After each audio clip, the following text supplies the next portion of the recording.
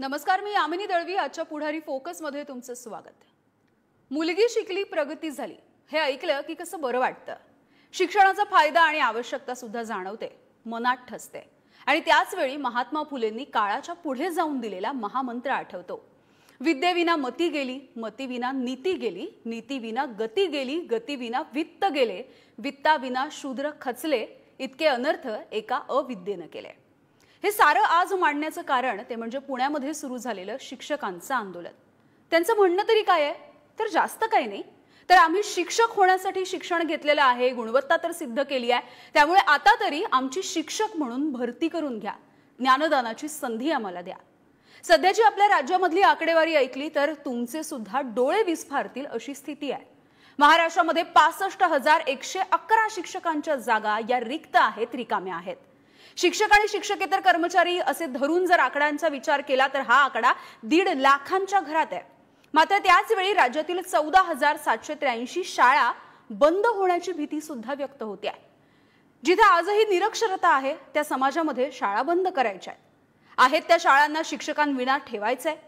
मग तिथे विद्यार्थी नसल्याचं कारण सांगून शाळा बंद करायच्या आणि शिक्षक भरती टाळायची, हे कितपत योग्य आहे? आज फोकस मध्ये आपल्याला वेध घ्यायचा आहे तो सरकारी दिरंगाईमुळे रखडलेल्या शिक्षक भरतीचा आणि यामधून होत असलेल्या नवतरुण शिक्षक आणि विद्यार्थ्यांच्या नुकसानाचा, म्हणजेच राज्याच्या भविष्याशी होत असलेल्या खेळाचा.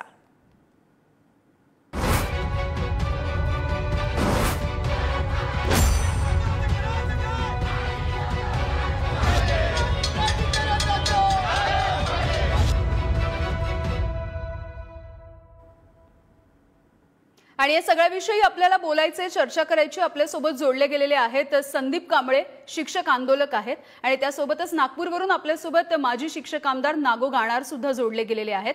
आणि अगदी काही वेळामध्ये शिक्षक नेते रमेश गाडरे सुद्धा आपल्यासोबत जोडले जातील. तुम्हा सगळ्यांचं स्वागत आहे. मात्र सुरुवातीला आपण जाणून घेऊयात की सध्याची महाराष्ट्रामधली परिस्थिती काय आहे. त्यामुळे शिक्षकच जर वर्गावरती नाही आहेत तर विद्यार्थ्यांनी शिकायचं कसं पाहूयात.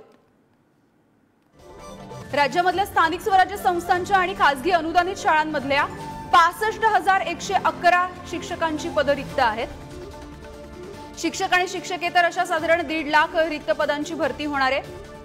शिक्षकांची पदं रिक्त असल्यामुळे सध्या असणाऱ्या शिक्षकांवरती कामाचा खूप ताण आहे. पटसंख्येला अनुसरून शिक्षक संख्या नाही आहे, त्यामुळे दर्जावरती प्रश्नचिन्ह दिसत आहे. कोरोनाच्या काळामध्ये मे 2020 पासून शासनाकडून पदभरतीबद्दल निर्बंध लादले गेले. एप्रिल 2022 मध्ये शासन निर्णयामध्ये काहीसे निर्बंध उठवण्यामध्ये आले. रिक्त पदं घेण्याबाबत वित्त विभागाने सहमती दर्शवलेली होती. प्राथमिक आणि उच्च प्राथमिक शिक्षकांच्या पदभरतीसाठी टीईटी आणि टीएआयटी ही परीक्षा अनिवार्य आहे. तर माध्यमिक आणि उच्च माध्यमिक शिक्षकांच्या पदभरतीसाठी टीएआयटी ही परीक्षा अनिवार्य केली गेली आहे. पावसाळी अधिवेशनाच्या वेळी शिक्षक भरतीचा रोड मॅप सरकारने दिला होता, मात्र अजूनही काहीच कार्यवाही केली गेली नाहीये. त्यामुळे सध्याची सगळी ही परिस्थिती आपण बघतोय. आपण थेट पुण्याला जाऊयात. आपल्यासोबत शिक्षक आंदोलक जोडले गेलेले आहेत. संदीप कांबळे आपल्यासोबत आहेत. संदीपजी, काय नेमकी मागणी आहे? आजपासून पुण्यामध्ये आंदोलन सुरू होतंय, शिक्षक भरती होत नाहीये त्या विरोधामध्ये. मॅडम, सगळ्यात अगोदर तरी आमच्या शिक्षक भरतीच्या संघर्षामध्ये पुढारी चॅनल, आमच्या पुढारी पूर्ण टीम आमच्या पाठीशी उभी असते. त्यामुळे मी तुमचा अगोदर मनापासून आभार व्यक्त करतोय. गेल्या 1 वर्षापासून तसं तरी मुद्दा पाहायचा म्हटलं तर 5 वर्षापासून शिक्षक भरतीच्या संदर्भामध्ये राज्यामध्ये पदभरती व्यवस्थित झालेली नाही. फर्स्ट स्टेटचा मुद्दा आता सध्याला कुठेतरी थांबलाय, मात्र त्यांना नियुक्त्या मिळाल्या नाहीत. जे की 2017 मध्ये जे काही उर्वरित भरत्या होत्या अपात्र गैरहजर माजी सैनिक, त्यांच्या सिलेक्शन याद्या अजून लागल्या नाहीत, मात्र त्यांच्या हे पसंतीक्रम वगैरे घेण्यात आलेले आहेत. आता हे जे मुळात आंदोलन या ठिकाणी उभा आहे ते ह्या कारणासाठी उभा आहे की शालेय शिक्षण मंत्री महोदय तारांकित प्रश्नाला उत्तर देताना पावसाळी अधिवेशनामध्ये सगळ्यांची दिशाभूल केली.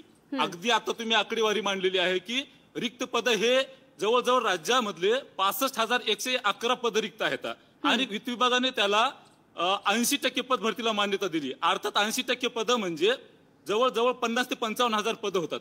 एवढ्या रिक्त असताना आणि शालेय शिक्षण मंत्री महोदय जे काही रोडमॅप दिलेला होता ह्याच्यामध्ये अधिवेशन काळामध्ये, त्या अधिवेशन काळामध्ये दिलेल्या रोडमॅप मध्ये एकही प्रकारचं त्याच्यामध्ये फॉलो झालेला नाही.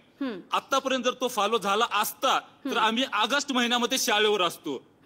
आणि हे जे दिशाभूल आहे, राज्यातल्या लाखो अभियोग्यताधारक, पात्र अभियोग्यताधारकांची राज्यामध्ये दिशाभूल केली जाते एका बाजूला, आणि दुसऱ्या बाजूला राज्यातले जे काही नेते आहेत विरोधी पक्ष किंवा मग जे काही लोकप्रतिनिधी आहेत त्यांची पण दिशाभूल केली जाते. आणि यथोचित माहिती प्रसार माध्यमाला नसल्यामुळे चुकीच्या पद्धतीने काही प्रसार माध्यम सुद्धा यावर बोट ठेवतात आणि दिशाभूल केली जाते. सगळ्यात प्रथम तर मी या ठिकाणी अजूनही सांगतोय की पुढारी जी चॅनल आहे, टीव्ही चॅनल, हे आमच्या हक्काचं आहे, कारण आमच्या हक्काचे प्रश्न या ठिकाणी मांडते. तर या ठिकाणी थोडस थांबवतो. आणि आमच्या ज्या या ठिकाणच्या मागण्या आहेत ते अशा मागण्या आहेत की जी परीक्षा आमची डिसेंबर मध्ये नोटिफिकेशन आलं, तात्काळ परीक्षा घेतली आणि 24 दिवसाच्या कालावधीमध्ये परीक्षा घेतली. फेब्रुवारी महिन्यामध्ये, जानेवारी 31ला नोटिफिकेशन आलं आणि फेब्रुवारीत परीक्षा घेतली. त्याच्यानंतर परीक्षा घेतल्याच्या नंतर त्याच्यामध्ये कुठल्याही हालचाली झाल्या नाहीत. फक्त रजिस्ट्रेशनच्या नावाखाली परीक्षा चालू केली आणि शिक्षक भरती चालू केली म्हणून शिक्षण मंत्री महोदय प्रसार माध्यमाला न चुकता सकाळी उठल्या उठल्या टीव्ही लावा, समोर येऊन म्हणतात की 30,000 पदाची आम्ही भरती केली, 30,000 पदाची भरती केली. मुळामध्ये जो काही रोडमॅप दिला ते कुठेच फॉलो झालेला नाही. ही आहे वस्तुस्थिती आमची. ठीक आहे, आपण याविषयी बोलूयात. आपल्यासोबत नागो गाणार आहेत, माजी शिक्षक आमदार. गाणार सर, खरं तर अनेक वर्षांपासून तुम्ही हा सगळाच संघर्ष बघताय. एकूणच शिक्षण व्यवस्था असेल, शिक्षण पद्धती असेल, या सगळ्यासाठी तुम्ही काम सुद्धा करताय. तुम्ही नेमकं कसं बघताय याकडे? 2011ला बंदी होती, त्यानंतर 19ला उठवली, आता 2022 आलं, तरी सुद्धा इतकी पदं रिक्त आहेत, काहीच होताना दिसत नाहीये. पदं रिक्त ठेवली जात आहे. काय कारण आहे नेमकं याचं? खरं म्हणजे याचं मूळ कारण सांगतो. शासनाला अनुदानित आणि स्थानिक स्वराज्य संस्थांच्या शाळा बंद पाडायच्या आहेत. बरं. या शाळा व्यवस्थित चालू नाही असा प्रयत्न जाणीवपूर्वक केला जात आहे. हा एक शासकीय धोरणाचाच भाग आहे. या शाळा जर बंद पडल्या तर नो ग्रँटच्या विना अनुदानित शाळांचं पेव फुटलेलं आहे. त्यांना संधी मिळेल पैसा कमवण्याची, आणि ज्याच्याजवळ पैसा आहे तो शिक्षण घेऊ शकेल असंच धोरण राबवण्याचं शासनाचं ठरलेलं आहे. त्यानुसार ही कार्यवाही केली जाते. अगदी. आता ज्या पद्धतीने तुम्ही आरोप केलात किंवा तुम्ही तुमचं जे मत मांडलं, तशी आणखी एक गोष्ट आहे, ती म्हणजे काही दिवसांपूर्वी शासनाने सांगितलेलं होतं की 20 पटसंख्या ज्या शाळांमध्ये आहे किंवा त्याच्यापेक्षा कमी आहे त्या शाळा बंद करण्याचा निर्णय घेतला जाणार होता. विद्यार्थी संख्या मिळू नये असे प्रयत्न करायचे, अशाच प्रकारची अव्यवस्था निर्माण करायची आणि विद्यार्थी नाही म्हणून शाळा बंद करायच्या, असं हे सगळं ठरलेलं आहे. शाळा चांगल्या चालवण्याचं काम हे शासनाचं आहे, कर्तव्य शासनाचं आहे. शासनाने शाळा सुरू होण्यापूर्वी नियुक्तीची प्रक्रिया पूर्ण करायला पाहिजे आणि विद्यार्थी शाळेत आल्या तारखेपासून त्याला आवश्यक तेवढे शिक्षक हे मिळाले पाहिजे. तर आणि तरच शिक्षण होईल, तर आणि तरच शाळा चालेल. परंतु अशी भूमिका शासनाने कधी घेतली नाही. नियुक्ती करतो म्हणायचं पण करायची नाही, असाच प्रकार सुरू आहे. मागच्या शैक्षणिक वर्षात 2022-23 मध्ये वर्ष संपलं पण नियुक्त्या झाल्या नाही. शैक्षणिक सत्र 23-24 अर्ध्यापेक्षा जास्त संपत आलेलं आहे, परंतु अजूनही नियुक्त्या झाल्या नाही. नियुक्त्या करतो म्हणायचं पण केल्या जात नाही. म्हणजे चुकीचं बोलायचं, समाजामध्ये चुकीचा मेसेज द्यायचा. परंतु विद्यार्थ्याला जर शिक्षक नसेल, विद्यार्थी शाळेत येत असेल पण त्याला शिकवणारा शिक्षक उपलब्ध नसेल, तर कोणता पालक आपल्या मुलाला अशा शाळेमध्ये पाठवेल? आणि म्हणून हा षडयंत्राचाच एक भाग आहे, माझं स्पष्ट मत आहे. बरं की शिक्षक देण्याबाबत शासन गंभीर नाही. अगदी सर, तुमचा मुद्दा त्यामुळे लक्षात आला. आपल्यासोबत विद्यार्थ्यांचं रमेश गाडरे भवितव्य सुद्धा आहेत. धोक्यात आलेलं. हा, त्यांच्याकडे सुद्धा जाऊयात. रमेशजी, शिक्षक इतके कमी आहेत की त्यांची सुद्धा आता तारेवरची कसरत होतीये विद्यार्थ्यांना शिकवताना. कसं नेमकं याकडे बघताय? शैक्षणिक जो दर्जा आहे तोच तरी राखला जाईल असं वाटतंय का? सर्वप्रथम मी पुढारी न्यूज चॅनलचे आभार मानतो की ज्यांनी हा ज्वलंत प्रश्न घेतलेला आहे.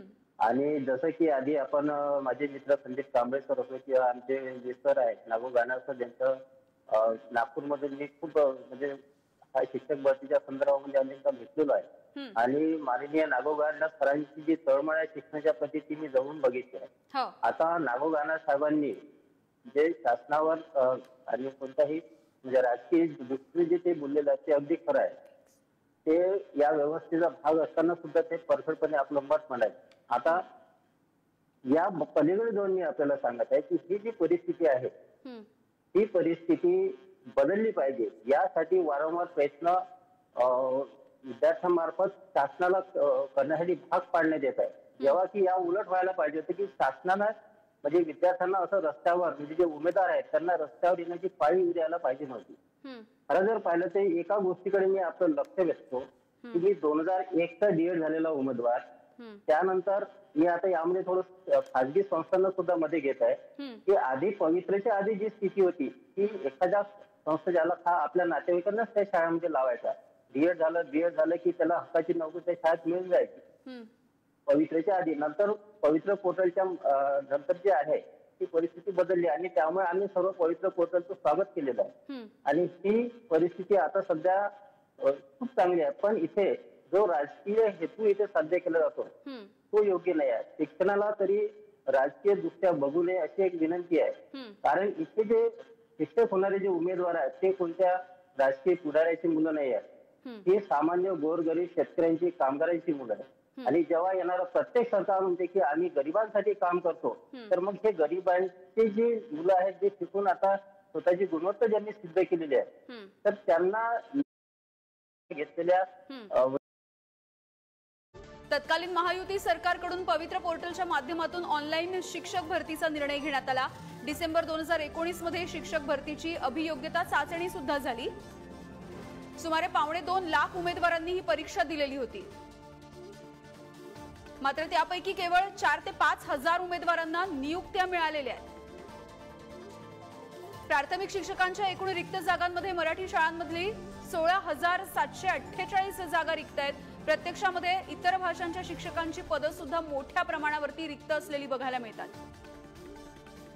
आणि याविषयी पुन्हा एकदा संदीप कांबळे आपल्या सोबत आहेत. संदीपजी, आता जी माहिती मी वाचून दाखवली त्यापैकी आपण जर बघितलं तर असंख्य पदं रिक्त आहेत. म्हणजे 65,111 ही झाली शिक्षकांची पदं. त्यानंतर 1.5 लाखांपेक्षा अधिक पदं जी आहेत ती शिक्षक आणि शिक्षक